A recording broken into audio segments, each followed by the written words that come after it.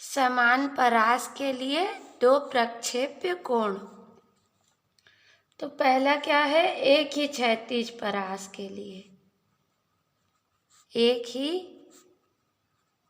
क्षैतिज परास के लिए दो प्रक्षेप्य कोण।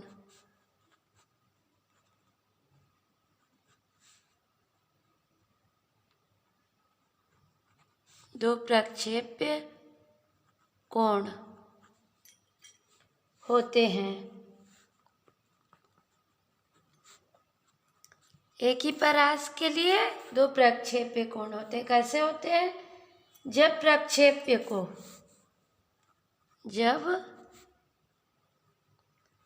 प्रक्षेप्य को क्षैतिज से थीटा कोण बनाते हुए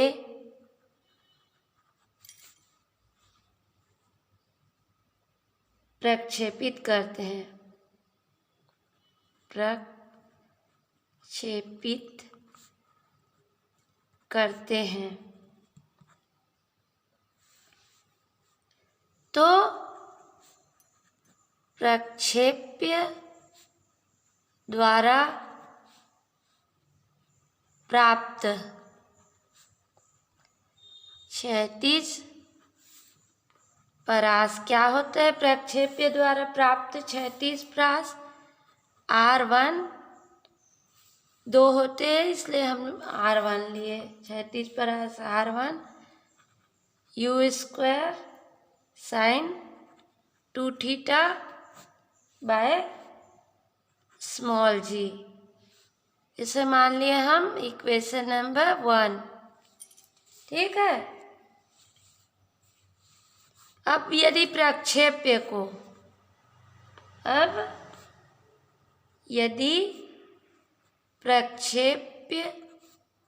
को उसी स्थान पर क्षैतिज से 90 माइनस थीटा कोण बनाते हुए फेंके, कोण बनाते हुए उसी वेग से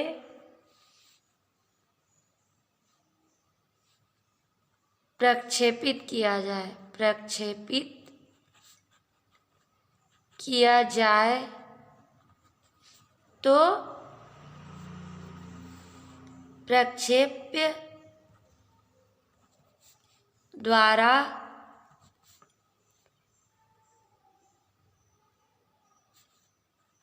प्राप्त क्षैतिज परास R2 बराबर U square sine 2 90 minus theta upon small g। ठीक है। या ये आ गया हमारा sine 180 minus 2 theta upon g। ठीक।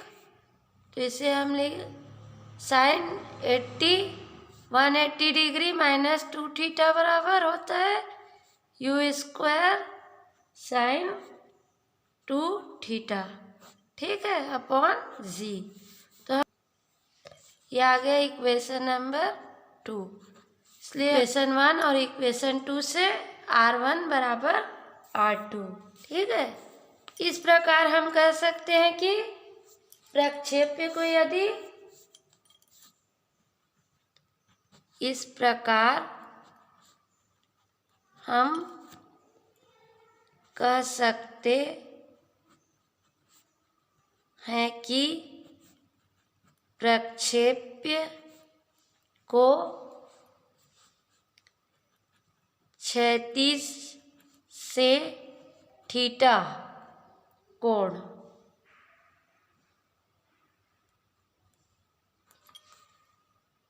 बनाते हुए या 90 माइनस थीटा कोण बनाते हुए फेंका जाए तो उसका 36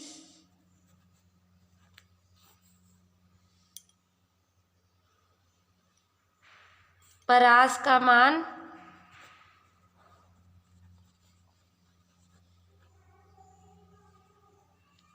उतना ही होता है। ठीक है। यदि किसी प्रक्षेप्य को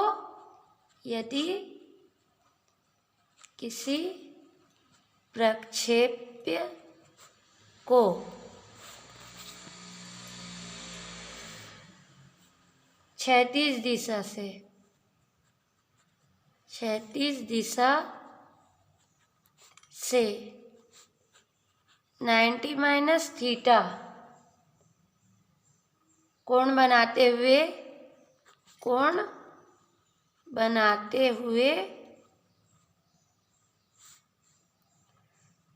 फेंका जाता है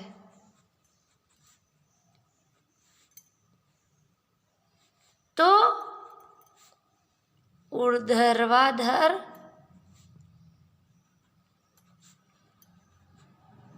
दिशा में उसका प्रक्षेप्य कोण थीटा होता है। ठीक है। इसका अर्थ यह हुआ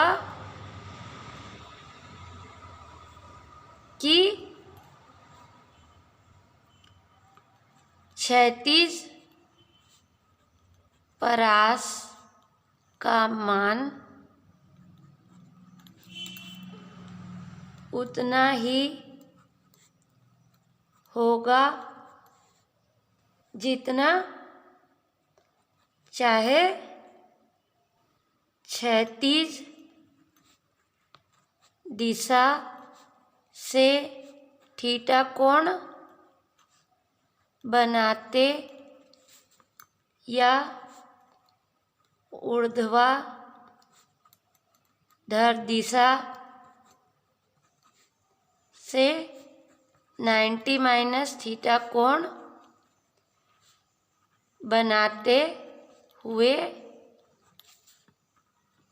फेंका जाए। ठीक है।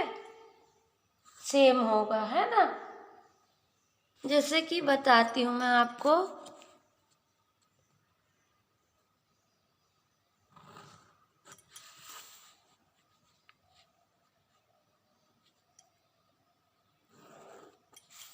ये y दिशा,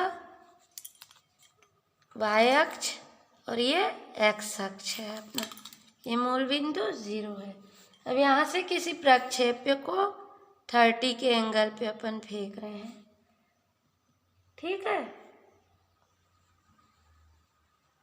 ये 30, ये क्या है, थीटा बराबर 30। तो इसका जो परास होगा, अब 90 माइनस थीटा माने 60। अब इसी को अगर 60 के एंगल से फेंका जाए,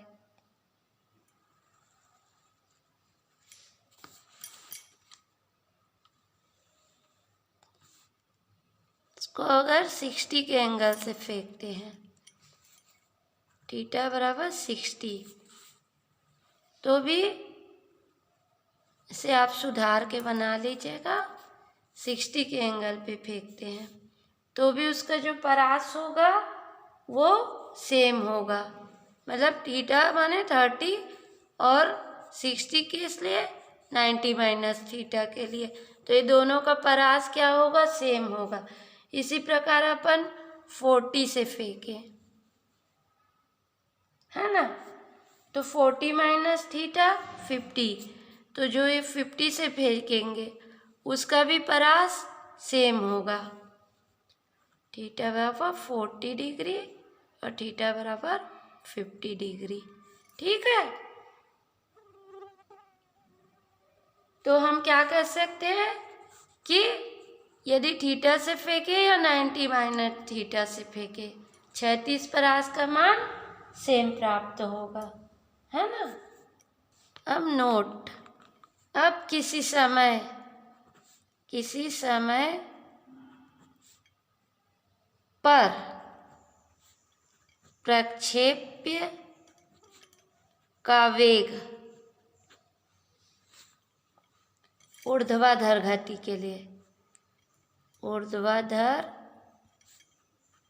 गति के लिए क्या होता है, v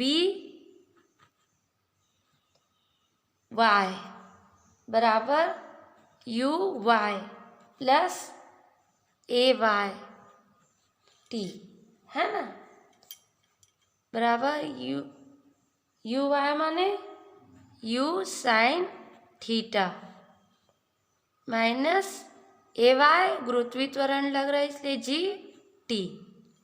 ठीक, अतः क्षैतिज गति के लिए, अतः क्षैतिज गति के लिए वी एक्स बराबर u x plus a x t. ठीक, बराबर ये क्या आ जाएगा, u cos theta plus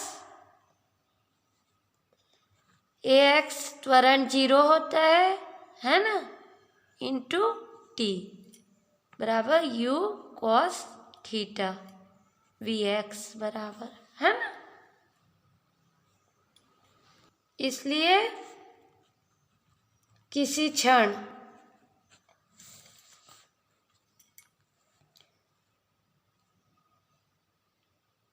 T पर वेग v बराबर under root v x plus v y, v x square plus v y square बराबर क्या आ जाएगा अपना,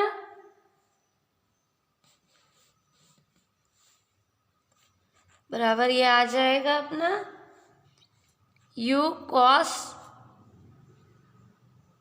theta square minus u cos theta square plus u sine theta minus क्या आया था अपना जी टी का स्क्वायर, है ना। तो ये क्या आया अपना u square cos square theta plus u square sine square theta plus g square t square minus 2 u sine theta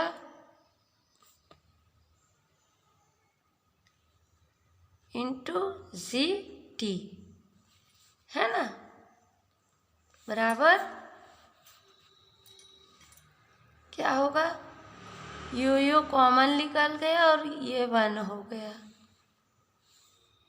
तो u square plus g square t square minus 2 u g t sine theta. ठीक,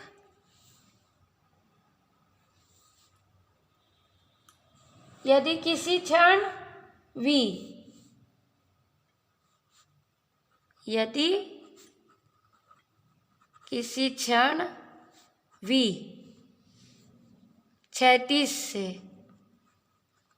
क्षैतिज से alpha कोण बनाता हो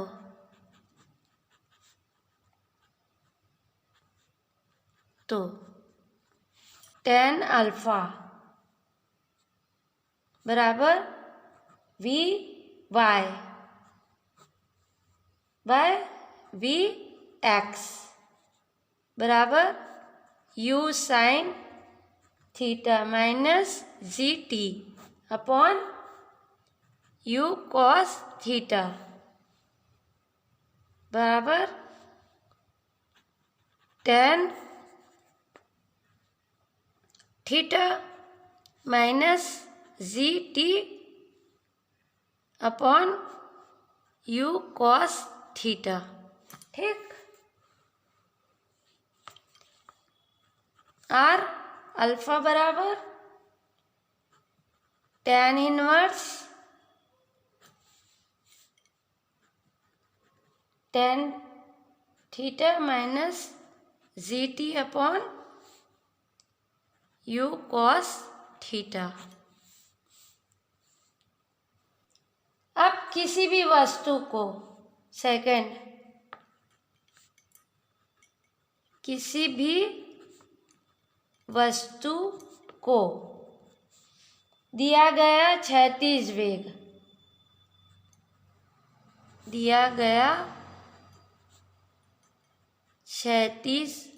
वेग त्वरण जी के कारण उत्पन्न ऊर्ध्वाधर वेग से प्रभावित नहीं होता। ऊर्ध्वाधर वेग से प्रभावित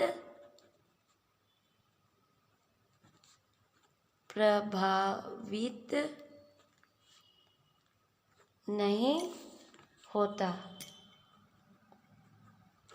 कोई भी वस्तु दिए गए क्षैतिज वेग त्वरण g के कारण उत्पन्न ऊर्ध्वाधर वेग से प्रभावित नहीं होता। जैसे कि हम एक गेंद को छत से नीचे गिराए और उसी समय दूसरी गेंद को भी छत से नीचे गिराते हैं तो वह एक ही समय पर पृथ्वी में पहुंचेगी किंतु स्थान अलग अलग होगा, है ना। अब प्रक्षेप्य कोण का मान 45 हो तो क्षैतिज परास का मान अधिकतम होता है। ठीक है। इसलिए खिलाड़ी क्या करते हैं हमेशा, जैसे लंबी कूद के खिलाड़ी हैं वो 45 के एंगल पर बनाते हुए कूदने का प्रयास करते हैं, है ना। चौथा, यदि किसी वस्तु को पृथ्वी तल की बजाय तल से कुछ ऊपर, तल से क्या करते हैं, कुछ ऊपर उठाकर फेंकते हैं तो अधिकतम परास के लिए 45 से कुछ कम कोण बनाते हुए फेंकना चाहिए। इसीलिए क्या करते हैं, फेंकने वाले या गेंद फेंकने वाले, चक्र फेंकने वाले, ये ना 45 से थोड़ा कम एंगल बनाते हुए फेंकते हैं, जिससे इनको अधिकतम परास प्राप्त हो सकते, मतलब जो लंबी दूरी तक जा सके। 5वां है हमारा प्रक्षेप्य का पथ। प्रक्षेप्य का पथ परवलयाकार तभी होता है जब त्वरण अचर हो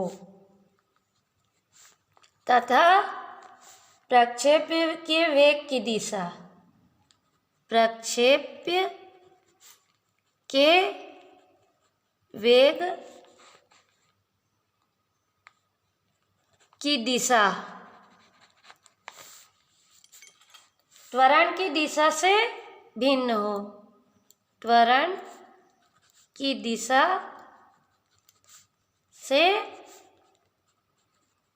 भिन्न हो। ठीक, पृथ्वी तल पर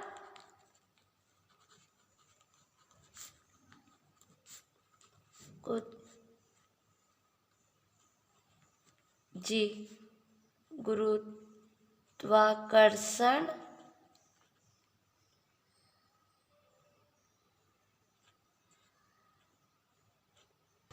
तल पर गुरुत्वाकर्षण के कारण गुरुत्वीय त्वरण जी कार्य करता है। प्रक्षेप्य पथ परवलयाकार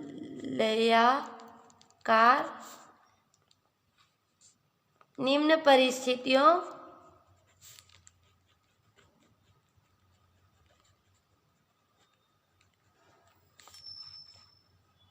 में ही होगा। किन परिस्थितियों में होगा? पहला, ए, यदि ऊपर जाने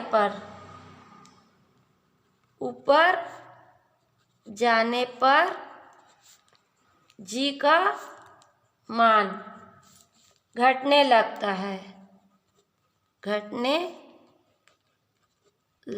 है, अतः प्रक्षेप्य की ऊंचाई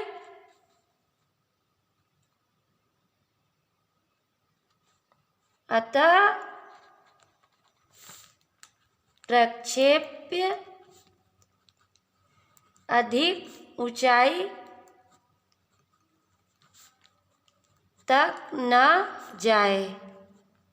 ठीक है, पहला कारण कब होगा परवलयाकार? जब प्रक्षेप्य अधिक ऊंचाई तक न जाए। बी, भिन्न भिन्न स्थानों पर जी का मान भिन्न भिन्न होता है। भिन्न भिन्न स्थानों पर जी का मान भिन्न भिन्न होता है, अतः प्रक्षेप्य का क्षैतिज परास